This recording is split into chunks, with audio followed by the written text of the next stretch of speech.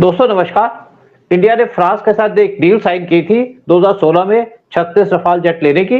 उसके बाद इंडिया कोशिश कर रहा था कि फ्रांस से हम एक 114 फाइटर जेट और लें, लेकिन किसी न किसी रीजन पे ये डील डिले हो गई और बाद में या फाइनली इंडिया के air chief marshal AP Singh वो फ्रांस में गए हुए हैं। वो वहां पे रहेंगे जून 1 से लेकर जून 5 तक और फाइनलाइज की जाएगी 114 रफाल फाइटर जेट्स की। और इसकी जो टोटल कॉस्ट है वो है $3.25 लाख करोड़ की।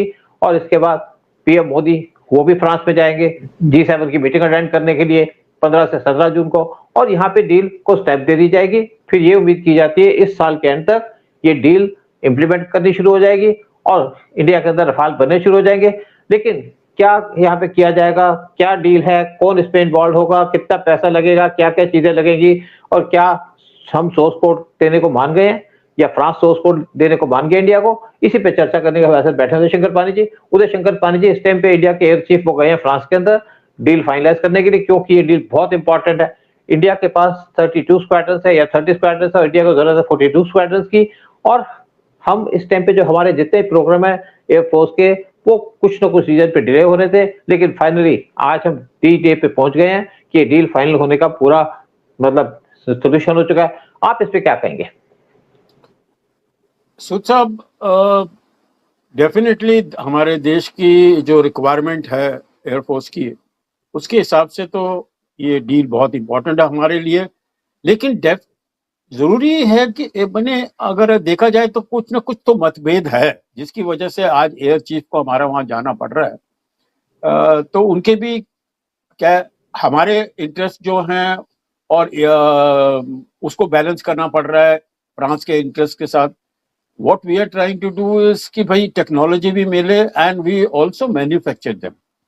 और डेफिनेटली फ्रांस का डर तो यही होगा कि भैया ये कहीं मेरी दुकान ना बंद कर दें हिंदुस्तान को। अगर नहीं उदय ये वाली बात नहीं है। एक्चुअली थोड़ा बहुत इश्यू था। देखिए क्या होता है, ये बहुत इंपॉर्टेंट डील होती है। ये फ्रांस की दुकान बंद करने की बात नहीं है, बल्कि फ्रांस की दुकान चलेगी इस डील के साथ। मेन इश्यू क्या था, देखिए हम मांग रहे थे सोर्स कोड और फ्रांस सोर्स कोड देने को तैयार नहीं था। लेकिन कोई भी कंट्री जो बड़ी कंट्री होती है जिसका अपने डिफेंस डील करती है वो अपनी अंदर की चीज कोई नहीं देता, यानी कि सोर्स कोड कोई भी नहीं देता। लेकिन फ्रांस ने अल्टीमेटली एग्री कर लिया कि वो पार्शियल सोर्स कोड देगा, यानी कि जो हमारी चीजें चाहते हैं इसके अंदर इंटीग्रेट करना, जैसे एस्ट्रा-1 मिसाइल वो मान गया कि इसके अंदर इंटीग्रेट की जाएगी। फिर जो आपके हमारे बफोर का जो हमारे एमुनिशन है या हमारा बाकी इक्विपमेंट है जैसे ब्रह्मोस मिसाइल, वो भी एग्री कर गया कि उसके अंदर इंक्रीज किया जाएगा। और ये सारी चीजें डिस्कस करने के लिए हमारे इस टाइम पे एयर चीफ गए हैं फ्रांस के अंदर। मेन इशू क्या होता है, छोटे छोटे इश्यूज होते हैं। ये जो प्लेन है इंडिया के अंदर बनाए जाएंगे, कौन सी कंपनी इन्वॉल्व होगी उसके अंदर भी डिस्कशन की जाएगी। ये फाइनल डिसीजन होगा फ्रांस के ऊपर। और साथ में पैसे की बात भी होती है, टेक्नोलॉजी की बात भी होती है, लेकिन फ्रांस ने पूरे तरीके से एग्री कर लिया कि वो ट्रांसफर टेक्नोलॉजी देगा। और ये डील हमारे फिर एक और बात होती है ना कि कितने प्लेन हमें रेडीमेड कंडीशन में मिलेंगे, कितने इंडिया के अंदर बनाए जाएंगे, किस कॉन्फ़िगरेशन के प्लेन्स होंगे। जैसे हमारे पास रफाल इस टाइम पे जो इंडिया ने लिए हुए हैं वो F3 कॉन्फ़िगरेशन के है। फिर जो फ्रांस हमको दे रहा है F4 के हैं, इससे एडवांस है। फिर इंडिया का चाहता है कि F5 भी मिल जाए, फ्रांस उसके लिए भी एग्री करेंगे। सब चीजें बात करेंगे। फिर ये भी है किस कंपनी को इन्वॉल्व किया जाएगा। हमने 3 कंपनी को सिलेक्ट किया है, उसकी डिटेल हम उनको दे रहे हैं, लेकिन फाइनल अथॉरिटी होगी फ्रांस के पास, किसको वो सिलेक्ट करता है। क्योंकि यहाँ पे टाटा भी है, अडानी भी है और महिंद्रा भी है, तीनों को अच्छी नॉलेज है। इसके ऊपर बात होगी। और फिर क्योंकि बहुत बड़ी डील है, यानी कि $39 बिलियन की डील है। फिर ये भी बात होगी फ्यूचर के अंदर हम रफाल एम भी लेना चाहते हैं। हमने 26 रफाल लिए एम लिए थे, फिर 31 रफाल एम और लेना चाहते हैं। तो सारी की सारी बातें होंगी, माइन्यूट चीजें हैं। तो इसीलिए हमारे जो एयरफोर्स के चीफ है वो इस टाइम पे फ्रांस में गए हैं और सारे के सारी चीजों को फाइनलाइज करके वो जब वापस आएंगे तो पीएम मोदी जाएंगे।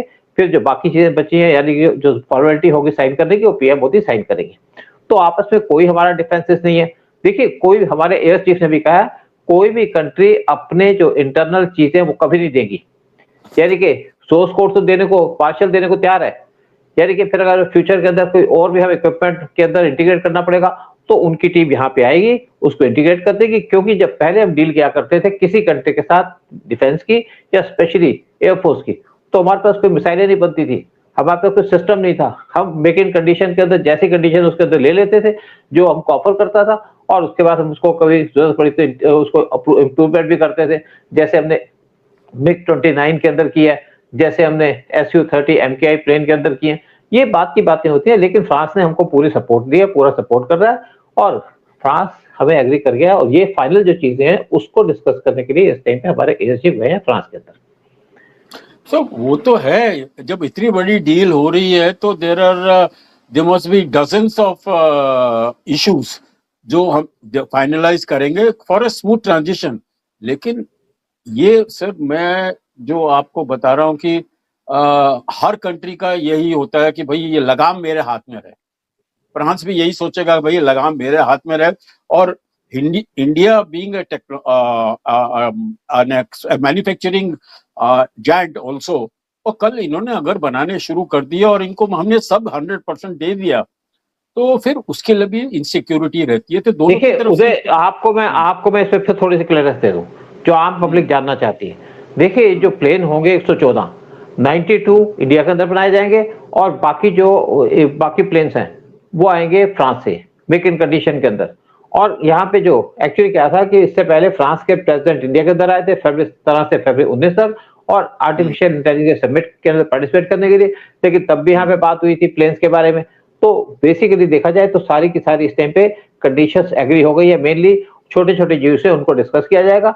और यहाँ पे एक और बात साथ में आ रही है कि 3 इंडिया की जो प्रोमिनेंट कंपनीज हैं, Tata advance system limited, TSL, Mahindra aerospace और अडानी डिफेंस, ये इनको तीनों ने अपने हमें ब्लूप्रिंट सबमिट किए हैं कि वो पार्टिसिपेट करना चाहते हैं इसके अंदर, क्योंकि फ्रांस ने कहा है कि हम हमारे साथ एक इंडियन कंपनी होगी जो पार्टिसिपेट करेगी, लेकिन फाइनल चॉइस होगी फ्रांस के ऊपर, वो किसको सिलेक्ट करती है।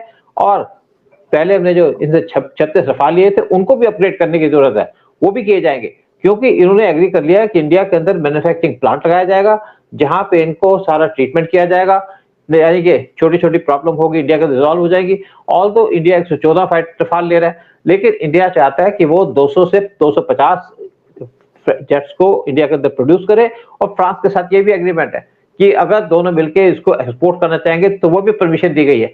फिर साथ में फ्रांस ने कहा कि मैसिव ट्रांसफर टेक्नोलॉजी TOT का एग्रीमेंट भी साइन किया जाएगा, उसके लिए फ्रांस एग्री कर गया। साथ में इंडिया ने कहा था कि इसके अंदर 50 to 60% कंपोनेंट्स इंडिया के अंदर बने, फ्रांस ने उसके लिए भी मान लिया है। साथ में उन्होंने ये भी कहा कि जो फाइनल डिसीजन होगा, यानी कि जो 3 कंपनियां सिलेक्ट की हैं उनमें से जो फाइनल डिसीजन होगा वो फ्रांस का होगा, किस कंपनी के साथ बनाता है, क्योंकि इस टाइम पे हम HAL को इन्वॉल्व करना नहीं चाहते और ये सारा काम दिया जाए प्राइवेट कंपनी को, क्योंकि इंडिया चाहता है अगर प्राइवेट कंपनी को काम दिया जाएगा तो बड़े सीरियसली काम करेगी, टाइमली काम करेगी। दूसरी तरफ HAL के पास बहुत ज्यादा प्रेशर है क्योंकि वो Su-30 MKI के जो फाइटर जेट्स है उनको अपग्रेड कर रहा है। HAL साथ में बना रहा है आप हमारे जो हेलीकॉप्टर, अटैक हेलीकॉप्टर प्रचंड, उसको भी बना रहा है, 156 बना रहा है। साथ में वो तेजस के प्रोग्राम के अंदर भी इन्वॉल्व है पूरी तरीके से। तो इसलिए गवर्नमेंट ने इस टाइम पे प्राइवेट कंपनीज को इन्वॉल्व किया है इस प्रोग्राम के अंदर। और साथ में यहाँ पे पहले क्या था, इसकी जो नागपुर के अंदर फैसिलिटी है वहां पे रफाल की प्रोडक्शन का काम स्टार्ट होना था, लेकिन बाद में अब डिसीजन लिया गया इसको शिफ्ट कर दिया जाएगा हैदराबाद के अंदर। और साथ में नागपुर कॉम्प्लेक्स, यहाँ पे क्रिटिकल कंपोनेंट्स वो बनाए जाएंगे। साथ में एक और बात की जाती है, जो टाटा एडवांस सिस्टम है वो माना जाता है कि वो फ्रंट रनर होगा इस रेस के अंदर, यानी कि रफाल के साथ Tata advance system in jets को प्रोड्यूस करेगा, क्योंकि जून 2025 में TSL ने 4 major production transfer agreement sign किए थे डसॉल्ट के साथ और बहुत से कंपोनेंट्स इंडिया के अंदर बनाने की बात की थी। साथ में टाटा इस टाइम पे बना रहा है पूरा Rafale fuselages including front, centre, rear और लेटरल सेक्शंस हैदराबाद फैसिलिटी के अंदर। तो इसीलिए ये माना जाता है कि टाटा को पहली प्रेफरेंस दी जाएगी डसॉल्ट के द्वारा। साथ में टाटा बना रहा है Airbus C295 military transport at Vadodara Gujarat के अंदर, और वहां पे इसकी रेगुलेशन की गई थी अक्टूबर 2024 में। लेकिन अगर हम महिंद्रा एरोस्पेस की बात करें, अडानी डिफेंस और एरोस्पेस की बात करें, तो ये भी बहुत इंपॉर्टेंट कंपटीटर्स हैं क्योंकि इनके पास भी बहुत सी नॉलेज है। महिंद्रा ने एस्टेब्लिश कर रखी है जो एक्सपर्टीज क्राफ्ट, कम्प्लेक्स एरोस्ट्रक्चर और एसेंशियल एविएशन कंपोनेंट्स के अंदर। साथ में जो अडानी डिफेंस है वो भी एक्सपैंड कर रहा है अपने आप को यूएस के अंदर। तो हो सकता है कि जो टाटा है उसके साथ इन दोनों कंपनीज को भी इन्वॉल्व किया जाए। साथ में एक और इम्पॉर्टेंट बात है कि फ्रांस हमको दे रहा है material beyond visual range air to air missile BVRAM, जिनको ऑपरेशन सिंदूर के अंदर इफेक्टिवली यूज किया गया था। साथ में वो अपनी MICA air to air missile वो भी दे रहा है। और SCALP deep strike cruise missile, वो भी फ्रांस हमको इंडिया को प्रोवाइड कर रहा है, जिसको इंडिया को बहुत ज्यादा जरूरत है। साथ में एक और इश्यू डिस्कस होना उनके साथ, वो है integration of India indigenous weapon system. India कोशिश कर रहा है, और साथ में ये भी इंडिया के एयर चीफ ने कहा है कि वो हमको सोर्स कोड देने को पूरे तरीके से तैयार नहीं है, क्योंकि कोई भी जो कंपनी होती है वो अपना जो शेयर, वो अपना फॉर्मिडेबल जो फ्रंट लाइन फाइटर जेट की पूरी डिटेल्स कभी भी शेयर नहीं करती। और अगर आप बात कीजिएगा यूएस की, यूएस तो अपनी कोई डिटेल शेयर नहीं करता इवन नाटो कंट्रीज के साथ। और साथ में इंडिया साथ में पुश कर रहा है फ्रांस को कि जो उसकी एस्ट्रा MK1, MK2 और MK3 मिसाइल्स है उनको इंटीग्रेट कर दे इन फाइटर जेट के अंदर, क्योंकि इनकी रेंज है 150 किलोमीटर की, 250 किलोमीटर की, 300 350 किलोमीटर की। साथ में जो ब्रह्मोस MG और दूसरी इंडिजिनियस सिस्टम्स है उनको भी इंटीग्रेट करने को एग्री कर रहा है। लेकिन दूसरी बात मैं आपको कहूंगा, जब ऑपरेशन सिंदूर हुआ था तो हमारी ब्रह्मोस मिसाइल इनके रफाल प्लेन पे लैंड नहीं कर सकी या इनसे इंटीग्रेट नहीं हुई, तो उस टाइम पे ब्रह्मोस चलाने के लिए इंडिया ने Su-30 MKI को यूज किया था और पाकिस्तान पे अटैक किया था। दूसरी तरफ इंडिया जो ब्रह्मोस का एडवांस वर्जन है जिसकी रेंज है 800 किलोमीटर की, वो बना रहा है और उसको इंडिया चाहता है कोशिश करना कि वो इसके अंदर इंटीग्रेट किया जाए। साथ में ये जो प्लेन बनेंगे इसके अंदर 88 होंगे सिंगल सीट के और 26 होंगे ट्विन सीट के, क्योंकि आज के जो वार है उसके अंदर 2 पायलट्स होते हैं मेनली अटैक करने के लिए। एक पायलट जो कंसंट्रेट करता है कि फ्यूचर से आगे से क्या मिसाइल आ रही है, अगर उसको किसी से डॉग फाइट करनी हो, साथ में वो रास्ता ढूंढता है, और जो पायलट पीछे बैठा होता है वो जो दूसरे सिस्टम प्लेन के अंदर लगे उनको यूज करता है ताकि पायलट की अटेंशन डाइवर्ट ना हो सके। तो इसी तरीके से दोनों काम मिलकर काम करेंगे ड्यूअल सीट के ड्यूअल सीट रफाल जेट के अंदर। आपको ये फिर मैं बात करता हूँ आगे। नहीं, एक मेरे ख्याल से ऑडियंस हमारे ये भी जानना चाहेंगी, ये जो फर्क था 2014 से पहले, जब सारी आर्मी की जो डील्स होती थी वो ये आर्म डीलर्स करते थे और पॉलिटिकल पार्टीज करती थी, सारा इतनी बड़ी बड़ी कमीशन जाती थी कांग्रेस पार्टी को और जो भी इन्वॉल्व होते थे आके, तो उसमें और अभी के जो डील्स हो रहे हैं क्या फर्क, क्या मतलब? अभी तो आपको कोई आर्म डीलर नजर ही नहीं आ रहा बिल्कुल भी, अब डायरेक्टली हमारा एयरफोर्स। हाँ बिल्कुल बिल्कुल नेचुरली बात है, पब्लिक को जानना चाहिए इस चीजों को और हम यही चाहते हैं पब्लिक सारी डिटेल जाने। देखिए पहले क्या होता था, जब यहाँ पे मनमोहन सिंह की गवर्नमेंट थी तो उस टाइम पे जो डील होती थी प्राइवेट डील होती थी और उस डील के अंदर कमीशन खाई जाती थी। आपने देखा होगा जब मनमोहन सिंह की गवर्नमेंट थी तो कोई आर्म्स डील की नहीं गई। उस टाइम पे एक जो जो हेलीकॉप्टर खरीदे गए वो वीआईपी, क्योंकि वीआईपी हेलीकॉप्टर के अंदर सोनिया गांधी को घूमना था और उसके अंदर कमीशन का काम हुआ। तो बाद में वो एक्सपोज हो गया तो उनको बंद करना पड़ा। इसी तरीके से बफोर गन्स खरीदी गई थी, वो भी प्राइवेट से, यानी कि गवर्नमेंट टू गवर्नमेंट डील नहीं थी, जिसकी वजह से बहुत सारा नुकसान हुआ और राजीव गांधी ने कमीशन खाई थी और उसके बाद वो एक्सपोज भी हो गए थे। लेकिन उनको सेव किया लाल कृष्ण आडवाणी और साथ में मुलायम सिंह यादव ने, क्योंकि वो कांग्रेस की सपोर्ट लेना चाहते थे कि फ्यूचर के अंदर उनको सपोर्ट मिले या पीएम बनना चाहे तो उनको सोनिया गांधी सपोर्ट मिल करे। लेकिन आजकल जो डील होती है, जैसे पिछली जो डील हुई थी हमारी रफाल की, 36 रफाल लिए थे तो उस टाइम पे राहुल गांधी ने बहुत शोर मचाया था कि ये डील इतनी है, फलाना फलाना बहुत ज्यादा शोर मचा दिया था। उस टाइम पे मेन था कि हमारे जो एयरक्राफ्ट आते हैं वो आते हैं $120 बिलियन के, 120 मिलियन के, लेकिन उसके साथ उसके अंदर कंपोनेंट डाले जाते हैं, जैसे इसके अंदर मिसाइलें लगाई जा रही हैं, वीवीआर सिस्टम लगाए जा रहे हैं, अस्त्र मिसाइल लगाई जा रही है, तो इसके साथ इसकी कॉस्ट बढ़ जाती है। मेन कॉस्ट है मिसाइल्स की। इवन आपको बताऊं कि बहुत जैसे ब्रह्मोस है, ब्रह्मोस की कॉस्ट पड़ती है $36 करोड़ की। तो हमको इस टाइम पे फ्रांस मिसाइलें भी दे रहा है और साथ में मिसाइलों के साथ साथ एडिशन मिसाइल भी इंडिया ले रहा है, जिसकी वजह से इनकी कॉस्ट बहुत ज्यादा इंक्रीज हो जाती है।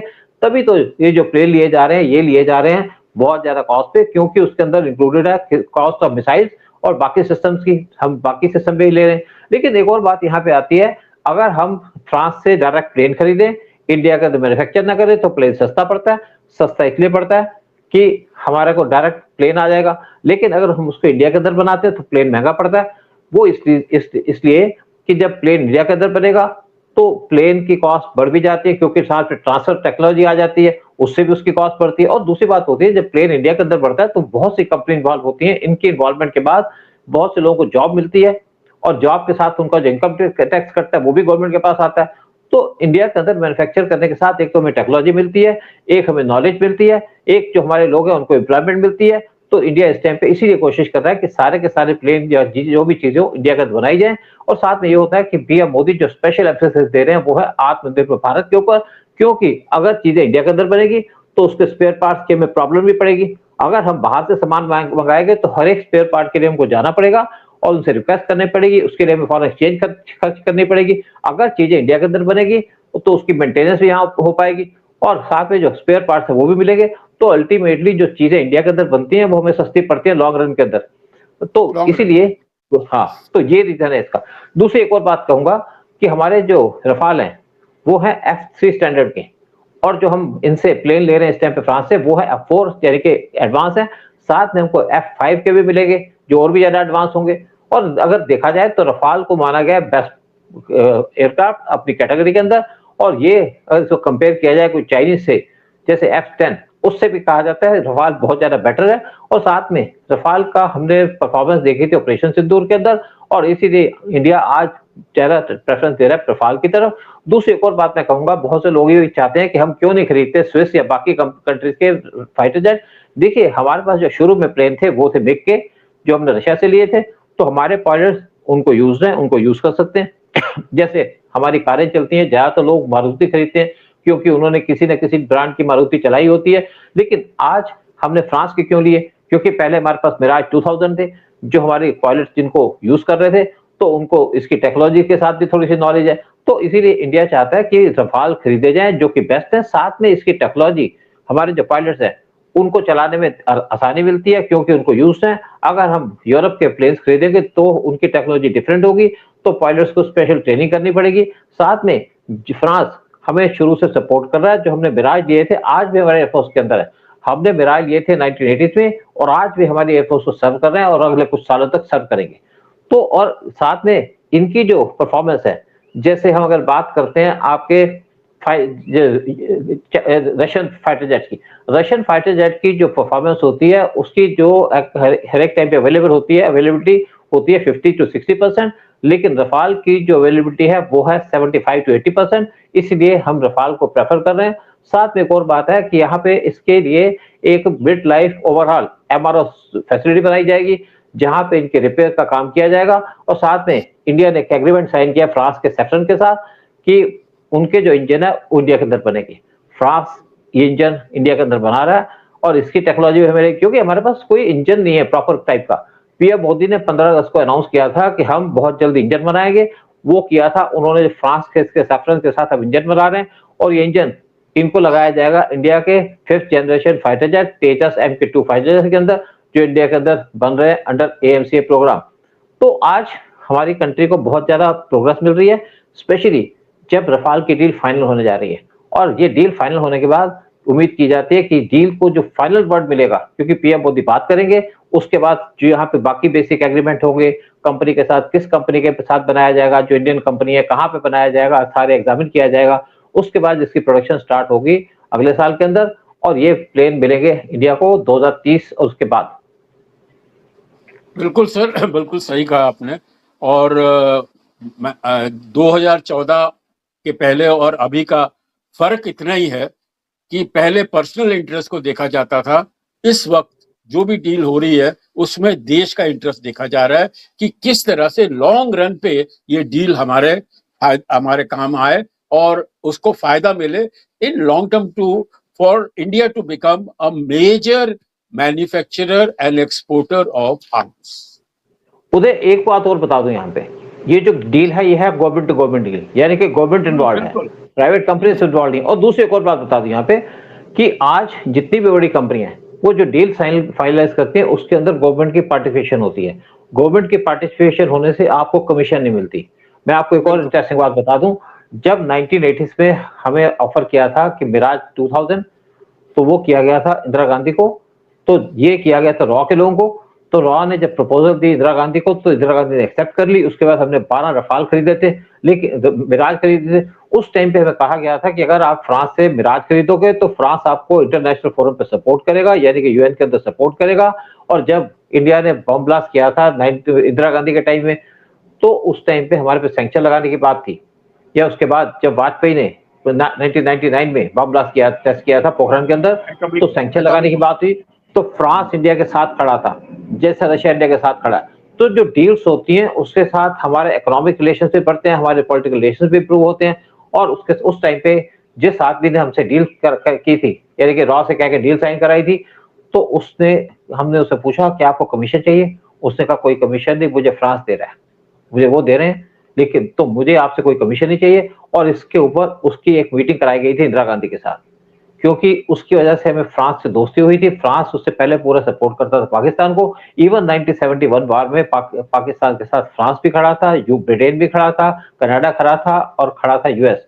लेकिन उस दिन से, जब से हमने मिराज खरीदे फ्रांस से, फ्रांस हमारे साथ खड़ा है और आज हमारी फ्रेंडशिप है फ्रांस के साथ। और जो मैक्रोन है, वो जब इंडिया के अंदर आते हैं तो पीएम मोदी से गले मिलते हैं, क्योंकि आज हम एक दूसरे के दोस्त हो चुके हैं। बड़े अच्छे तरीके से दोस्ती हमने निभाई है एक दूसरे के साथ। और आज हम जो फ्रांस से फाइटर जेट खरीद रहे हैं, इसकी वजह से फ्रांस की जो कंपनी है सैफरन, उसको वर्ल्ड के अंदर और ज्यादा ऑर्डर मिलेंगे और साथ में हमारी दोस्ती और ज्यादा मजबूत होगी, जैसे हमारी दोस्ती मजबूत है इस टाइम पे रशिया के साथ।